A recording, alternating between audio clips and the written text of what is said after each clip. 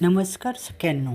ज्येष्ठ महिन्यातील शुद्ध पौर्णिमा म्हणजेच आपण सगळ्यांची लाडकी वटपौर्णिमा अखंड सौभाग्याचं लेणं लिहून पारंपरिक रंगात नटून आज आपण सर्वजण या पवित्र सणाची तयारी करीत आहोत. वटपौर्णिमा म्हटलं की डोळ्यासमोर येतो तो हिरवा चुडा, अंगावरची सुंदर पैठणी, कपाळावरचं ठसठशीत कुंकू आणि मनात आपल्या पतीच्या दीर्घायुष्यासाठी असलेली अथांग श्रद्धा.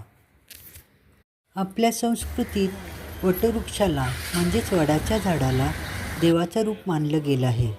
चला तर मग आजच्या या विशेष व्हिडिओमध्ये आपण वटपौर्णिमेची पूजा कशी करायची, त्यामागची भावना आणि या सणाचा आनंद एकत्र अनुभवूया.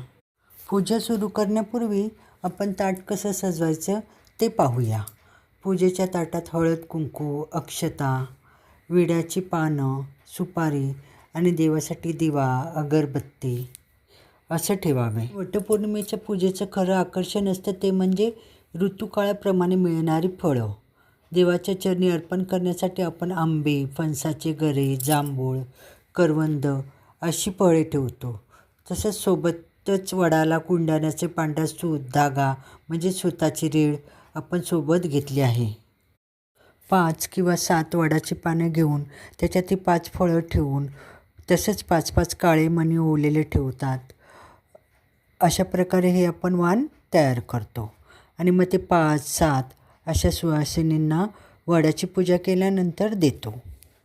2-3 वर्षापूर्वीच आम्ही हे वडाची फांदी आणून आमच्या बिल्डिंगच्या खाली म्हणजे आमच्या सोसायटीमध्येच हे वडाचं झाड लावलं आहे. आता आम्ही सर्वजणी तिथेच येऊन पूजा करतो. खूप छान वाटतं. तसेच आजूबाजूच्या बिल्डिंगमधलेही आता तिथे येऊ लागले आहेत.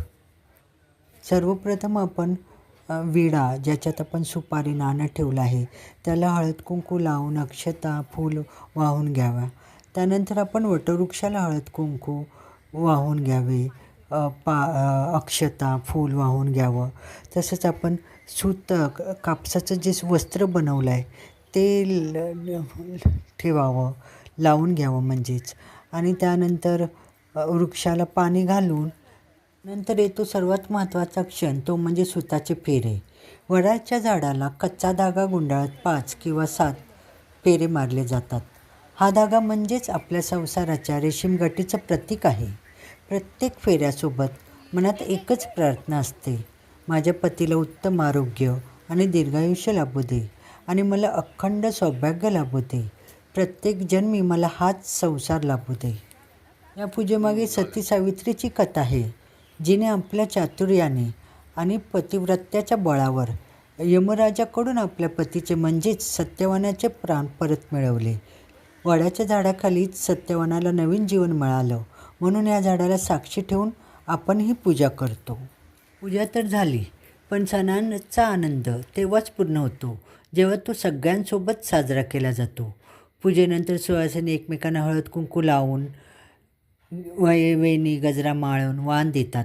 वाणामध्ये 5 फळं तसेच 5 मणी ओवलेले हे सगळे असतं. तसंच एकमेकांना अखंड सौभाग्यवती भव असा आशीर्वाद दिला जातो. संसार करता करता स्वतःसाठी आणि आपल्या मैत्रिणींसाठी काढलेला हा वेळ खरोखरच खूप सुखावून जातो.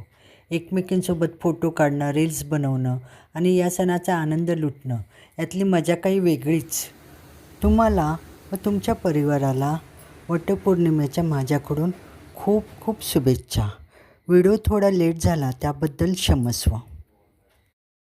पूजा झाल्यानंतर जेवण वगैरे सगळं झालं त्यानंतरचं हे मी तुम्हाला माझं संध्याकाळचं रुटीन दाखवते.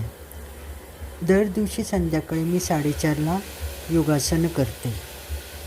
त्यात मी प्रथम बटरफ्लाय करते, त्यानंतर इथे हे मी दीर्घ श्वसन करते, कपालभाती, अनुलोम विलोम, भ्रामरी तसंच ओमकार हे मी सर्व संध्याकाळी 4:30 ते जवळजवळ 4:15 करते. हे माझं डेली रुटीन आहे.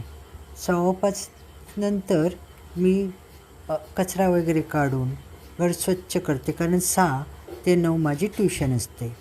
त्यामुळे हे मी तुम्हाला संध्याकाळचं रुटीन दाखवत आहे योगासन करण्याचं. सगळ्यांनो, आपण कुटुंबाच्या आरोग्यासाठी एवढी धावपळ करतो, पण त्याआधी आपण स्वतः निरोगी आणि उत्साही असणं तितकंच महत्त्वाचं आहे. अनुलोम विलोममुळे आपल्या शरीरातील ऑक्सिजनची पातळी वाढते आणि थकवा दूर होतो. यानंतर भ्रामरी प्राणायाम. अंगठ्याने कान बंद करून डोळ्यांवर बोटे ठेवून नाकाने दीर्घ श्वास घ्यायचा आणि श्वास सोडताना भुंग्यासारखा असा गुंजन आवाज करायचा. हा प्राणायाम मनाला एका सेकंदात शांत करतो.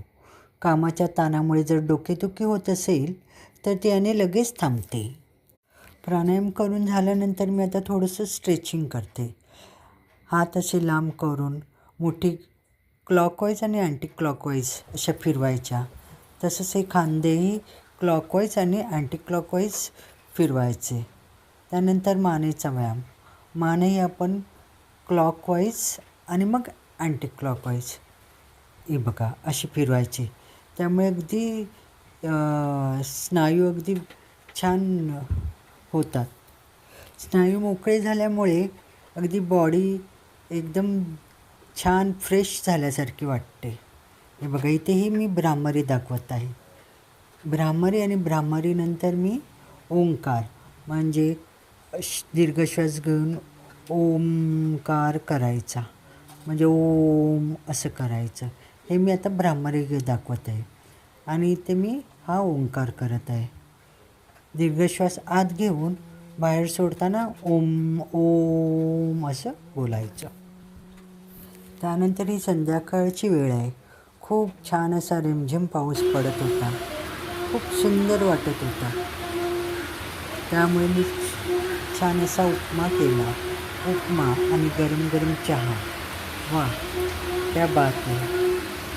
खूप छान वाटतं. हे बघा उपमा गरम गरम आणि चहाही गरम गरम.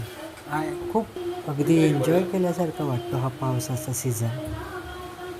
अजून काय पाहिजे? या छोट्या छोट्या गोष्टीतच आपण आनंद मानायचा. खूप सुंदर.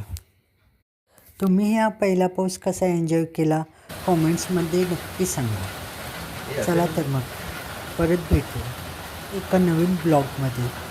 तोपर्यंत काळजी घ्या. श्री स्वामी समर्थ. जय जय स्वामी समर्थ.